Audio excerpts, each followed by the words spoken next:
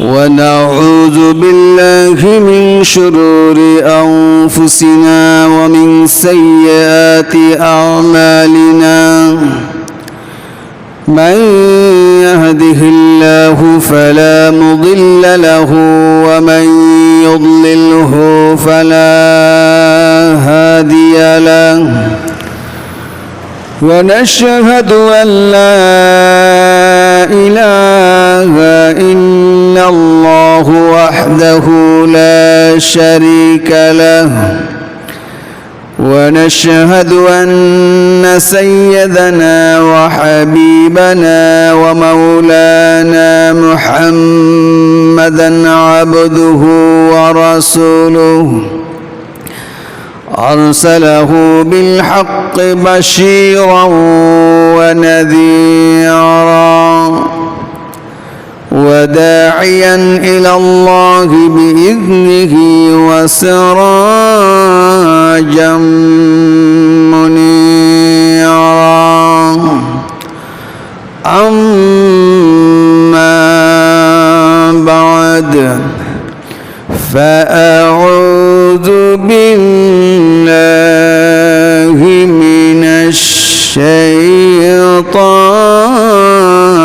الرجيم بسم الله الرحمن الرحيم لقد جاءكم رسول من أنفسكم عزيز عليه ما عنتم حريص عليكم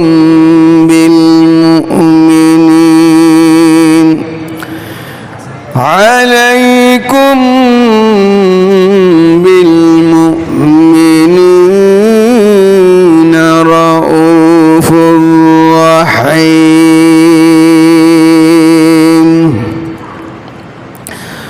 قال رسول الله صلى الله عليه وسلم إنما بعثت لأتم مكارم الأخلاق. اللهم صل على سيدنا ونبينا وشفيعنا وحبيبنا ومولانا محمد صلى الله تعالى عليه وعلى آله وأصحابه وبارك وسلم. بلغ العلا بكماله كشف الدجى بجماله حسنت جميع خصاله. صلوا عليه وآله. يا صاحب الجمل ويا سيد البشر، يا صاحب الجمل ويا سيد البشر، من وجهك المنير لقد نور القمر. بلغ العلا بكماله كشف الدجى بجماله حسنت جميع خصاله. صلوا عليه وآله. إني التيمت ريح الصبا يوما إلى الأرض الحرم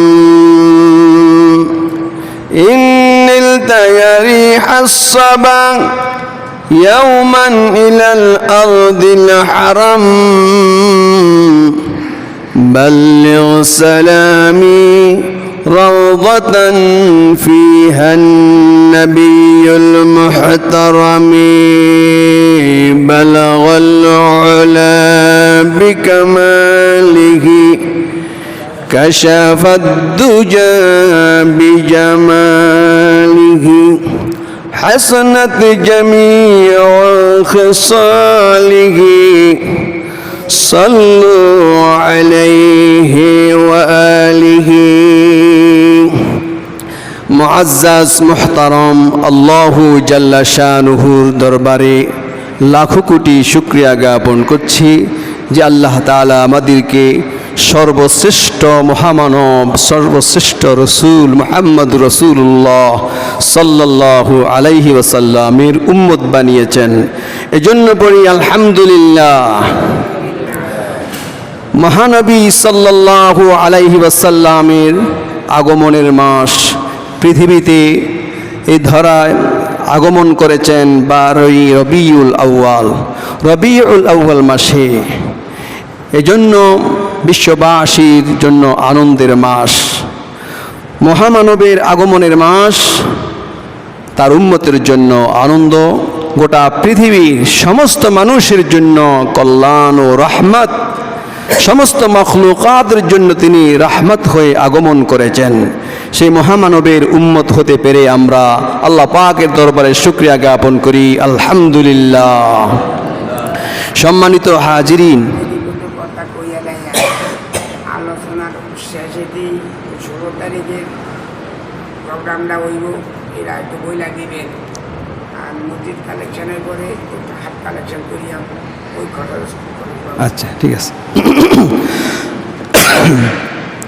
আজকের আলোচনার বিষয়বস্তু হচ্ছে মিলাদ সম্পর্কে। মিলাদ কি আসলে? মিলাদ আমরা কেউ পড়ি কেউ পড়ি না। মিলাদকে কেউ বলি মুহাব্বতের কারণ, আবার কেউ বলি বেদাত। আসলে বিষয়টা কি আমাদের কি স্পষ্ট করা দরকার। মিলাদ হচ্ছে মহানবী সাল্লাল্লাহু আলাইহি ওয়াসাল্লামের জন্মের সময়কে মিলাদ বলা হয়।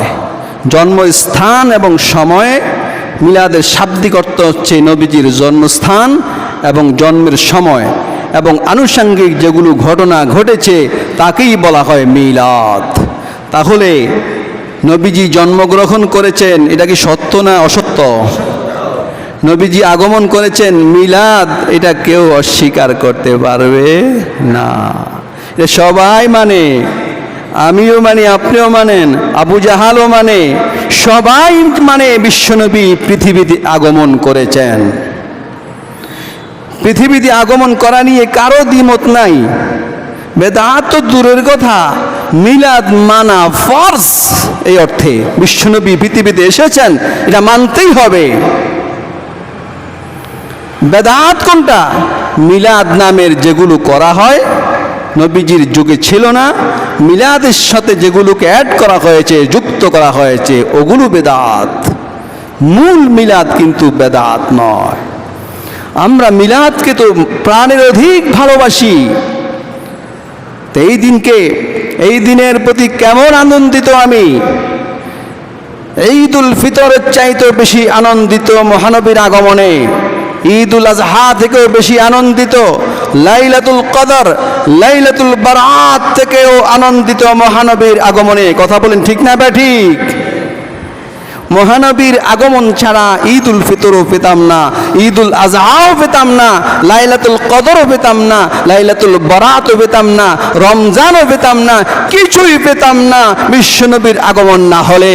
সুতরাং বিশ্বনবীর আগমনে সমস্ত মুসলমান খুশি, সারা বিশ্ব খুশি, গোটা কুল কায়নাত খুশি, আপনিও খুশি, আমিও খুশি। কথা বলেন ঠিক না ঠিক?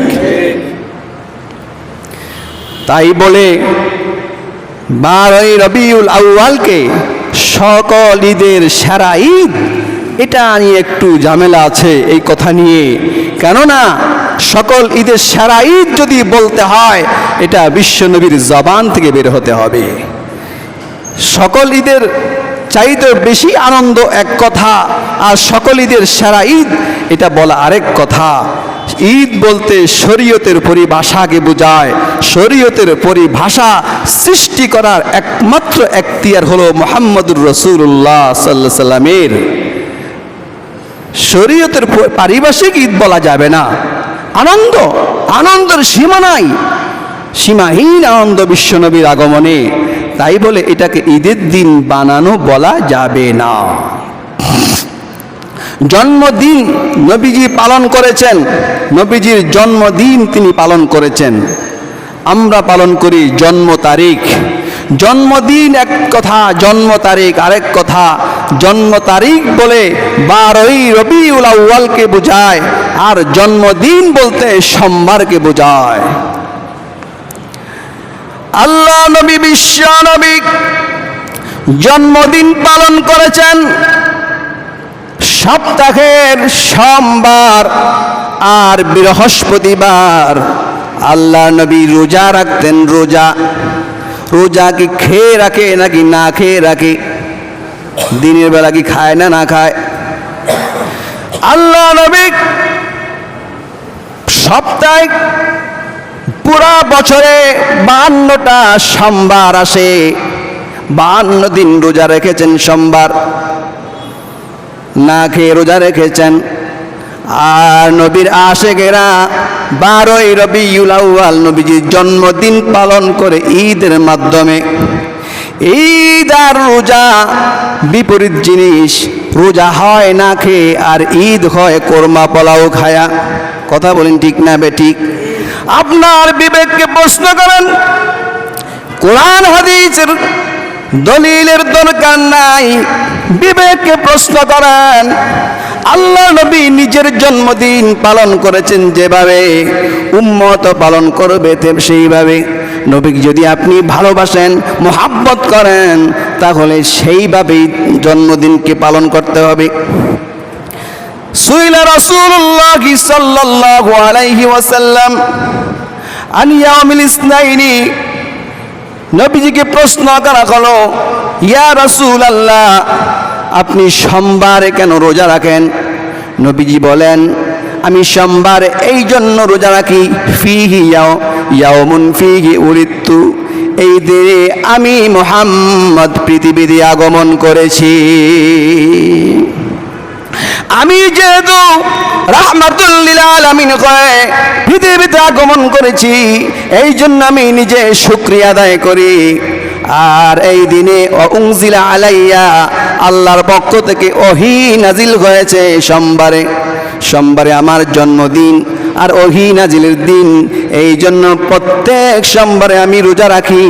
বছরে 52টা রোজা রাখার মাধ্যমে আল্লাহ নবী জন্মদিন পালন করেছেন। আর নবীর আশেকেরা কারা? ওরা নবীর আশেক হলো কিভাবে? নবী যেভাবে পালন করেছেন সেভাবে পালন করলে না আশেক হতে পারবেন। আপনি আনন্দ করেন, ঠিক আছে, কিন্তু 12ই রবিউল আউয়ালকে ঈদের দিন কে ঘোষণা দিয়েছে? আপনি ঘোষণা দিলে তো আমি মানব না। আপনি আজকে 12ই রবিউল আউয়ালকে ঈদের দিন ঘোষণা দিয়েছেন, কালকে আরেকটা ঘোষণা দিবেন, পরশু আরেকটা ঘোষণা দিবেন, সেটা মানতে যাব কেন আমরা? হ্যাঁ, আমরা আনন্দিত। নবীজির আগমনে নাখুশ হতে পারে একমাত্র আবু জাহালেরা, অন্য কেউ নাখুশ হতে পারে না। আমার বন্ধুগণ, সুবহে সাদিকে সূর্য উদিত হয় পূর্ব দিগন্তে। সুবহে সাদিক ফজরের সময় সূর্য উদিত হওয়ার পূর্বে সেহরির সময় শেষ হলে, সেহরির সময় থেকে নিয়ে সূর্য উদিত হওয়া পর্যন্ত এই সময়টাকে বলা হয় সুবহে সাদিক। এই সুবহে সাদিক দিনও নয়, রাত্রও নয়। সুবহে সাদিক এসে গোটা বিশ্ববাসীকে জানিয়ে দেয়, হে বিশ্ববাসী, তোমরা যে অমাবস্যার তিমির আধারে নিমজ্জমান রয়েছ, একটু পরে সূর্য উদিত হবে। সূর্য উদিত হলে গোটা পৃথিবী আলোকিত হয়ে যাবে, পৃথিবীতে আর অন্ধকার থাকবে না, গোটা পৃথিবী আলোকিত হয়ে যাবে। তদ্রূপ আল্লাহ নবী পৃথিবীতে আগমন করার পূর্বে এমন কিছু ঘটনা ঘটেছে। গোটা পৃথিবী যখন হযরত ঈসা আলাইহিস সালাতু ওয়াস সালাম থেকে নিয়ে নবীজির জন্ম পর্যন্ত কোন নবী রাসূল পৃথিবীতে আগমন করে নাই। এই 500 অধিক সময়, 500 বছরের অধিক সময় পর্যন্ত কোন নবী রাসূল পৃথিবীতে আগমন করেনি। যার কারণে আরব সহ গোটা পৃথিবী অন্ধকারে নিমজ্জমান ছিল। ধর্মীয় অন্ধকার, রাজনৈতিক অন্ধকার, সামাজিক কুসংস্কারের অন্ধকার, জুলুম অত্যাচারের অন্ধকার, স্বৈরাচারের অন্ধকার, জোরজার মুল্লুকতার অন্ধকার, উলঙ্গপনা বেহায়াপনার অন্ধকার, গোটা পৃথিবীতে অন্ধকার আর অন্ধকার, অর্থনৈতিক অন্ধকার, সব অন্ধকারে যখন গোটা পৃথিবী নিমজ্জমান, ওই অবস্থার মধ্যে আল্লাহ পাক রব্বুল আলামিন মহানবী সাল্লাল্লাহু আলাইহি সাল্লামকে পৃথিবীতে সূর্যরূপে প্রেরণ করবেন। সুবহে সাদিকে যেমন সূর্য ওঠার একটা সুসংবাদ পাওয়া যায়, নবীজির আগমনের পূর্বে আল্লাহ তাআলা গোটা পৃথিবীতে এমন কিছু ঘটনা ঘটিয়েছেন। ওই ঘটনাগুলো বিশ্ববাসীকে জানান দেয়, হে বিশ্ববাসী, তোমাদের অন্ধকার দূরীভূত হয়ে মুহাম্মদ নামের একটা সূর্য উদিত হয়ে যাবে, গোটা পৃথিবী থেকে অন্ধকার দূর হয়ে যাবে।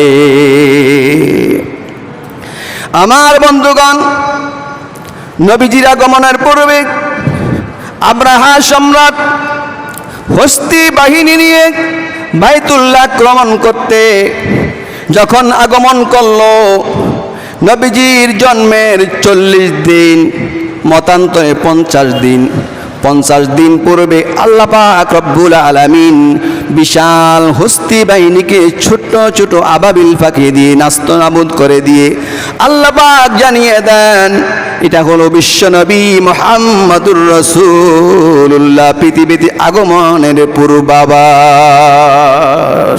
নবীজি পৃথিবীতে আগমন করবে, তার পূর্বাভাস স্বরূপ আব্রাহার বাদশাকে জমিনের সাথে নাস্তানাবুদ করে দিয়েছেন, মিশিয়ে দিয়েছেন। এরপর পারস্য, ইরাক ও ইরান, তৎকালীন পরাশক্তি, তৎকালীন মল শক্তি গোটা পৃথিবীতে পারস্য 1000 বছর পর্যন্ত একটা আগুন জ্বালিয়ে রেখেছে। ওই আগুন 1000 বছরের মধ্যে কখনো নির্বাপিত হয় নাই। আল্লাহ নবীর আগমনের জন্মের কিছুক্ষণ পূর্বে ওই 1000 বছর প্রজ্বলিত আগুন নির্বাপিত হয়ে যায় এবং পারস্যের বিশাল গির্জার মধ্যে 14টা গম্বুজ খসে পড়ে যায়। আল্লাহ নবীর আগমনের পূর্বে আল্লাহ পাক এই সকল ঘটনা ঘটিয়ে জানিয়ে দিলেন, হে পৃথিবী, দুনিয়ার বুকে আগমন করছে মহামানব মুহাম্মদুর রাসূলুল্লাহ নামের সূর্য আগমন করছে। দুনিয়ার অন্ধকার দূরীভূত হয়ে যাবে, গোটা পৃথিবী আলোকিত হয়ে যাবে। তার পূর্বাভাস স্বরূপ আল্লাহ তাআলা এই সকল ঘটনা ঘটিয়েছেন। আল্লাহ পাক বললেন, قل جاء الحق وزهق الباطل إن الباطل كان زهوقا। পৃথিবীতে সত্য আগমন করছে, সত্য এসে যাচ্ছে আর মিথ্যা ধ্বংস হয়ে যাবে। এটাই হলো পূর্বাভাস। মুহাম্মদুর রাসূলুল্লাহ পৃথিবীতে আগমন করছেন, সকল অন্ধকার দূরীভূত হয়ে এক বিশাল আলোক রশ্মি নিয়ে মুহাম্মদ আগমন করছেন। আল্লাহ পাক রব্বুল আলামিন অন্যত্রে বলছেন, ইয়া আইয়ুহান নাবিয়্যু ইন্না আরসালনাকা شاهدا ومبشرا ونذيرا وداعيا إلى الله بإذنه وسراجا منيرا আমি আল্লাহ পাক আপনাকে পৃথিবীর জন্য দীপ্ত সূর্য রূপে প্রেরণ করেছি। সূর্য যেমন পৃথিবী থেকে অন্ধকার দূর করে দেয়, মুহাম্মদ সাল্লাল্লাহু আলাইহি সাল্লামের আগমনের মাধ্যমে গোটা পৃথিবীর সমস্ত অন্ধকার দূরীভূত হয়ে যাবে। এটাই হলো নবীজির আগমনের পূর্বাভাস। এটি হচ্ছে মিলাদের আলোচনা, নবীজির জন্মের পূর্বের আলোচনা। নবীজির মা ছিলেন আমেনা। আমেনা বললেন, অন্যান্য মা যখন গর্ভে সন্তান আসে, তাদের সন্তান আসার কারণে অসুস্থ হয়ে যান, বমি বমি ভাব হয়ে যায়, কিন্তু আমার পেটে যখন সন্তান মুহাম্মদ আগমন করলো, তখন আমার এমন কোনো অবস্থা হয় নাই, বমি বমি ভাব হয় নাই, অস্বস্তি হয় নাই, কোনো প্রকার কষ্ট হয় নাই। হযরত আমিনা বলেন, আমার পেটে মুহাম্মদ যখন আগমন করলো, আমার কোনো অস্বস্তি হয় নাই, আমি সুস্থই ছিলাম সম্পূর্ণ, পূর্বের চেয়েও ভালো ছিলাম। আমার পেটে যখন মুহাম্মদ ছিল, আমি দেখতে পেলাম আমার পেট থেকে একটা নূর বের হলো, একটা জ্যোতি বের হলো, যার কারণে গোটা পৃথিবী আলোকিত হয়ে যায় এবং রোম পারস্যের রাজপ্রাসাদ আমার চোখের সামনে উদ্ভাসিত হয়ে যায়। আল্লাহ পাক জানিয়ে দিতে চান, হে আমেনা, তোমার পেটে যে শিশু আসছে তিনি সাধারণ শিশু নন, তার আগমনে, তার আনিত ইসলামে দ্বীনের মাধ্যমে রোম পারস্য সহ গোটা পৃথিবী আলোকিত হয়ে যাবে। এটাই হলো তার পূর্বাভাস। রোম পারস্যের হোয়াইট হাউসে কালেমা লা ইলাহা ইল্লাল্লাহর পতাকা শোভা পাবে, এটাই আমেনাকে জানিয়ে দেওয়া হয়েছিল। হযরতে আমেনা বলেন, আমার শিশু যখন ভূমিষ্ঠ হলো, অন্যান্য শিশু যখন ভূমিষ্ঠ হবে, মা তখন প্রসব বেদনায় চটপট চটপট করতে থাকে, আমার এমন কোনো হালত হয় নাই, আরাম বোধ করছিলাম, কোনো অস্বস্তি বোধ করি নাই, স্বাভাবিকভাবে মুহাম্মদ জন্মগ্রহণ করেছে। অন্য সন্তানগুলো চিৎকার করে কাঁদে, কিন্তু মুহাম্মদ যখন জন্মগ্রহণ করলো, ওই সময় জন্মগ্রহণ করে আত্তাহিয়াতুল সূরাতে বসে যায় আর আল্লাহু আকবার বলে সিজদায় পড়ে যায়। হযরতে আমিনার পেটে যখন মুহাম্মদ, আমিনা বলেন, আকাশের মেঘ এসে আমাকে ছায়া প্রদান করে, পাহাড় থেকে পাথর গড়ে গড়ে খসে পড়ে আমার কদমে এসে আমাকে সালাম জানায়। রাস্তায় যখন হাঁটি, গাছগুলো আমাকে সালাম জানায়, গোটা কুল কায়নাত আমাকে সালাম জানায়। কেন সালাম জানাবে না? আমিনার পেটে রাহমাতুল লিল আলামিন। বলুন না সুবহানাল্লাহ। মুহাম্মদ যখন জন্মগ্রহণ করলেন, মুহাম্মদ সাল্লাল্লাহু আলাইহি ওয়াসাল্লামের কি কি গুণাগুণ হযরতে আমিনা দেখতে পেলেন, সব বর্ণনা করছেন। হযরতে আমিনা বলেন, গোটা পৃথিবীর মধ্যে যতটুকু আমি দেখেছি শুনেছি, মুহাম্মাদুর রাসূলুল্লাহর মতো সুন্দর চেহারার অধিকারী আর কোনো সন্তানকে দেখতে পাই নাই। খাদিজাতুল কুবরা, আমিনা, হালিমাতুস সাদিয়া, নবীজির দুধমা হালিমাতুস সাদিয়া, তাইফের অধিবাসী হালিমাতুস সাদিয়া আমিনাকে বললেন, হে আমিনা, আমি বহু সন্তান লালন পালন করেছি। শহরের সন্তানেরা, শহরের ধনাঢ্য ব্যক্তিরা সন্তানকে লালন পালন করার জন্য গ্রামে পাঠিয়ে দেয়। আমরা সন্তান লালন পালন করছি, দেখছি যত সন্তান আমি পেলেছি এবং আমার সাথে যারা আছে তারা লালন পালন করেছে, আমি দেখেছি এমন সন্তান কখনোই নাই। এত ভদ্র ছোট্ট শিশু এত ভদ্র হতে পারে এটা কখনো দেখি নাই। এমন সুন্দর চেহারার অধিকারী এই পর্যন্ত কোনো সন্তানকে দেখতে পাই নাই। নবীজির দাদা আব্দুল মুত্তালিব তিনি বলেন, হে আমেনা, হে হালিমা, তোমরা তোমার নির্দিষ্ট সংক্ষিপ্ত পরিসরে যতটুকু দেখেছ ততটুকু তোমরা বলেছ। আমি মক্কার অধিপতি, বাইতুল্লাহর মুতাওয়াল্লি, আমি অনেক সন্তান দেখেছি, অনেক মানব সন্তান দেখেছি, তার মতো সুন্দর চেহারার অধিকারী কোনো সন্তানকে আমি আজও পর্যন্ত দেখতে পাই নাই। তার মানে আবু তালিব, নবীজির চাচা আবু তালিব, তিনি বলেন 40 বছর পর্যন্ত আবু তালিব নবীজিকে সহযোগিতা করেছেন, লালন পালন করেছেন। আবু তালিব বলেন, শাম, সিরিয়া সহ বিভিন্ন জায়গায় আমি সফর করেছি ব্যবসায়ী কাজে।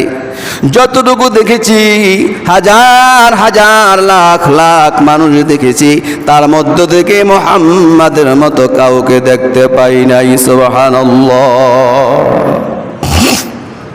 আমার ভাইরা, হলিউড বলিউডের তারকাকে দেখে তার ভক্ত হয়ে যায়, মেসি রোনালদোকে দেখে তার ভক্ত হয়ে যায়। তারা মডেল, তারা তারকা। আমার ভাইরা, আমার মডেল মুহাম্মাদুর রাসূলুল্লাহ সাল্লাল্লাহু আলাইহি ওয়াসাল্লাম তার সৌন্দর্যের বর্ণনা দিচ্ছেন। তার মা, তার দুধমা, তার চাচা, তার দাদা। এবার হযরত জিবরাইল বলেন, হে বিশ্ববাসী, আদম আলাইহিস সালাতু ওয়াস সালাম থেকে আজ পর্যন্ত যতগুলো মানব সন্তান জন্মগ্রহণ করেছে সকলের চেহারা আমি জিবরাইল দেখেছি। ১৬ লক্ষাধিক নবীর চেহারা আমি দেখেছি। ইউসুফ আলাইহিস সালামকে কূপে নিক্ষেপ করা হয়েছিল, আমি জিবরাইল তাকে আল্লাহর হুকুমে সংরক্ষণ করেছি নিজ হাতে। দাউদ আলাইহিস সালামকে দেখেছি, মুসা, ঈসা আলাইহিস সালামকে সকল নবীকে দেখেছি, সমস্ত মানুষ দেখেছি।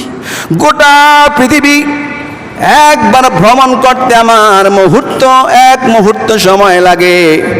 আমি জিবরাইল বললাম, গোটা পৃথিবীতে যত মানুষ জন্মগ্রহণ করেছে মুহাম্মাদের মতো কাউকে দেখতে পাই নাই। সুবহানাল্লাহ। আল্লাহ পাক রব্বুল আলামিন বলেন, জিবরাইল তো দেখেছে গোটা পৃথিবীর মানুষ, আমি আল্লাহ মানুষ তৈরি করেছি, আরো তৈরি করব। যত মাখলুকাত সৃষ্টি করেছি আমি মুহাম্মাদুর রাসূলুল্লাহর মতো কাউকে সৃষ্টি করি নাই, তার মতো সৃষ্টি করি নাই, দেখতে পাবে। কবি হাসান বিন সাবিত বলেন, আহসানু মিন কালাম তালিদুন মা লাম তারা কত্তু আইনি ওয়া আহসানু মিনকা লাম তালিদিন নিসা। এমন সুন্দর চেহারার অধিকারী আমার দু চোখ দেখেনি। কোনো মা এমন সুন্দর সন্তানকে কখনো প্রসব করে নাই। হে আল্লাহর হাবিব, আপনি মনে হয় যেভাবে চেয়েছেন আল্লাহ তাআলা আপনাকে সেইভাবে সৃষ্টি করেছেন মনে হয়। হযরত আবু হুরায়রা রাদিয়াল্লাহু তাআলা আনহু বলেন, মা রাআইতু আহসানা মিন রাসূলিল্লাহি, রাসূলের মতো সুন্দর পৃথিবীর কাউকে দেখতে পাই নাই। হযরত জাবের রাদিয়াল্লাহু তাআলা আনহু বলেন, ইন আনা রাআইতু ফি লাইলাতি দিহিয়ানি, একটি চন্দ্রিমা রাত্রে চাঁদের রজনীতে দেখতে পেলাম ইন্নী রাআইতু ফাজআলতু আনজুরু ইলা রাসূলিল্লাহ ওয়া ইলাল কমার। একবার আমি চাঁদের দিকে তাকাই, আবার আরেকবার রাসূলুল্লাহর দিকে তাকাই। তাকাতে তাকাতে শেষ পর্যন্ত আমি সিদ্ধান্তে উপনীত হয়েছি, চাঁদের কাছে মুহাম্মদুর রাসূলুল্লাহর কাছে চাঁদ কিছুই নয়, কিছুই হতে পারে না। রুবাইয়া একজন বৃদ্ধা মহিলা, বৃদ্ধা সাহাবিয়া। এই বৃদ্ধা সাহাবিয়া তার সন্তান তাকে জিজ্ঞাসা করলো, মা, আল্লাহ নবীকে তো দেখতে পাই নাই, নবীজির চেহারা মুবারকের একটু বিবরণ দেন না। রুবাইয়া বলেন, লাউ রাআইতা ওয়াজহাহু রাআইতা তাশ-শামসা তালিআ। তুমি যদি মুহাম্মদকে দেখতে পাইতা, মনে হতো তোমার কাছে যেন সূর্য উদিত হতেছে। সুবহানাল্লাহ। আমার বন্ধুগণ, কাকে আমরা মডেল বানাই? কার মতো চুল কাটি, যাকে পছন্দ করি তার মতো পোশাক পরিধান করি। আর নবীজির আশিকরা এমন একজনকে মডেল বানিয়েছেন, যেই মডেল দুনিয়াতেও উপকার করবে, আখিরাতেও উপকার করবে। এমন ব্যক্তিকে মডেল বানাবো, এমন ব্যক্তির মতো আমি চুল কাটবো, দাড়ি রাখবো, পোশাক পরিধান করব, খাবার খাবো, সংসার চালাবো, সমাজ চালাবো, রাষ্ট্র চালাবো, অর্থনীতি, সমাজনীতি, রাষ্ট্রনীতি, সেক্রেটারিয়েট সব কিছু চালাবো এমন একজনকে মডেল বানাইয়া, যেই মডেল কিয়ামতের ময়দানও আপনাকে আমাকে ভুলে যাবে না। আমার বন্ধুগণ, নবীজি যখন হাসতেন, সাহাবী বলতেছেন নবীজি দাঁত মোবারক থেকে যেন নূর চমকায়। কারো সঙ্গে যদি কথা বলতেন, নবীজির পাশে যারা আছে, সামনে আছে, পাশ থেকে আমরা কথা বললে এভাবে কান দিয়ে কথা বলি, নবীজিটা করতেন না। নবীজি তার দিকে পুরা ঘুরে এভাবে তার সঙ্গে কথা বলতেন, সে যেন মনে না করতে পারে আমাকে মুহাম্মদুর রাসূলুল্লাহ অবজ্ঞা করেছে। আমার বন্ধুগণ, এমন একজনকে আল্লাহ তাআলা আমার আপনার জন্য মডেল বানিয়েছেন। মুসলমানদের মডেলের নাম কি বলুন? আপনাদের মডেল নাম কি? লাকাদ কানা লাকুম ফি রাসূলিল্লাহি উসওয়াতুন হাসানা। উসওয়াতুন হাসানা হলো উত্তম মডেল। আপনার মডেলের নাম কি? মুহাম্মাদুর রাসূলুল্লাহ। আমার আপনার মডেলের নাম মুহাম্মাদুর রাসূলুল্লাহ। এমন একজনকে আল্লাহ তাআলা মডেল বানিয়েছেন, তার বুরুর বর্ণনা দিচ্ছেন, কপালের বর্ণনা। তার বুরু সুন্দর, গোটা পৃথিবীর মানুষ প্রশংসা করছে নবীজির বুরুর কথা, কপালের প্রশংসা, চুলের প্রশংসা, নাকের প্রশংসা, গালের প্রশংসা, দাড়ির প্রশংসা করেছে, কান মোবারকের প্রশংসা করেছেন, হাত মোবারকের প্রশংসা করেছেন মুহাম্মদুর রাসূলুল্লাহর। তার গিরা মোবারক কেমন ছিল, তার গায়ের পশম কেমন ছিল, তার চলন কেমন ছিল। নবীজি যখন হাঁটতেন, তখন খুব দ্রুত হাঁটতেন না, আবার ধীরে ধীরেও হাঁটতেন না, স্বাভাবিক গতিতে হাঁটতেন।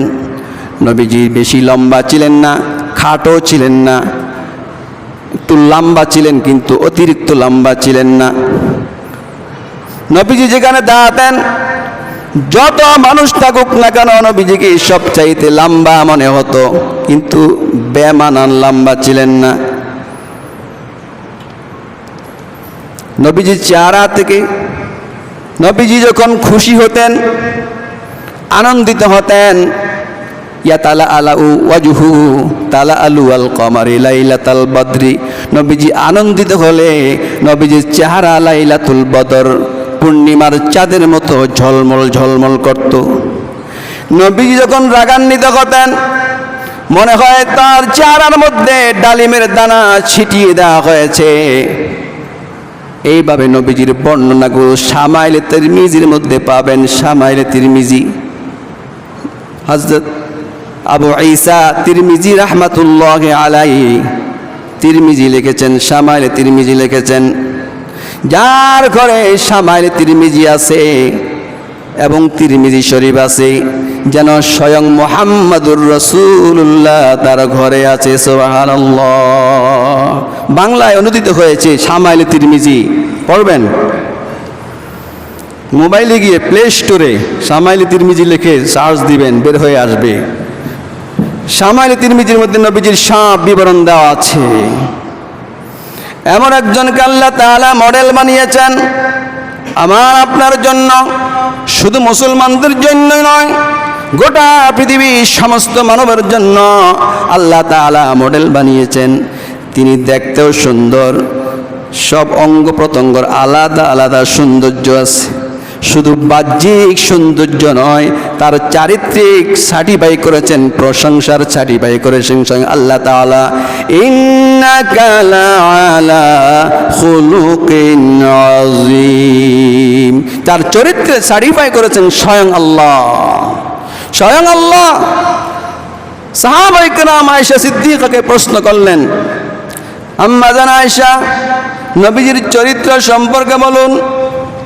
আয়েশা সিদ্দিকা বললেন, আফালা তাকরাউল কুরআন কানা খুলুকুহুল কুরআন। তোমরা কি কোরআন পড়ো নাই? কোরআনই হচ্ছে মুহাম্মদুর রাসূলুল্লাহর চরিত্র। সুবহানাল্লাহ।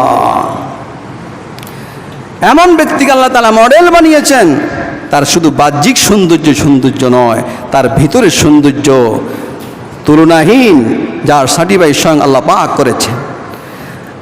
পৃথিবীর মধ্যে যাদের সৌন্দর্যে আমরা ক্রাশ খাই, যাদের সৌন্দর্যের প্রেমে পড়ি, যাদেরকে আমরা তারকা বানাইছি, তথাকথিত তারকা, ওই তারকাদের কারো চেহারা সুন্দর থাকলে কি হবে? তার ভিতরে সৌন্দর্য নাই, তার চরিত্র নাই, তার নামাজ নাই, ঈমান নাই, মূর্তি পূজা করে, জেনা ব্যভিচার করে, বিবাহ পূর্ব তাদের সন্তান হয়, আছে না নাই? এই সকল তারকা কি আপনি মডেল বানাইছেন, ওই তারকা দুনিয়াতেও কিছু উপকার করবে না।